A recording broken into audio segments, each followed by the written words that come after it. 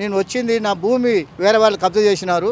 అయితే ఆ కబ్జా గురించి నేను పదే పదే కమ్మరి బాలయ్య బిచ్చయ్య కుమారుడు, ఆయన బిచ్చయ్య తండ్రి పేరు బిచ్చయ్య కుమారుడు కమ్మరి బాలయ్య. ఆయన నా భూమిని ఆక్రమించుకున్నందుకే నేను బాధపడుతున్నాను. ఎందుకంటే మధ్యలో కొన్నాళ్ళు నేను పోలేకపోయినాను.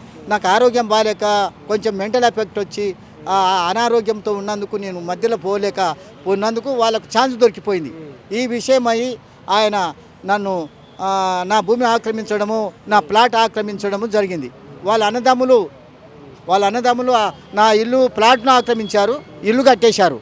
మరి కమ్మరి బాలయ్య నా పొలాన్ని ఆక్రమించుకొని ఆయన ఎకరన్నర భూమి ఉంటే 29 గుంటల భూమి నా మీ సేవలో చేయించాడు. మీ సేవ కూడా లెటర్ ఉంది, మరి పానకలు కూడా ఉంది 29 గుంటలని ఇప్పుడు తెచ్చిపెట్టాను, అవి కూడా చూపిస్తా తర్వాత.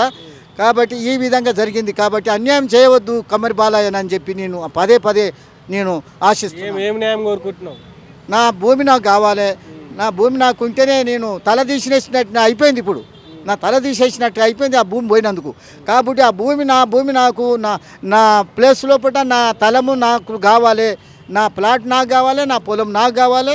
పెద్దలు సంపాదించింది నేను పోగొట్టను అని ఆదేశంతో ఉన్నాను.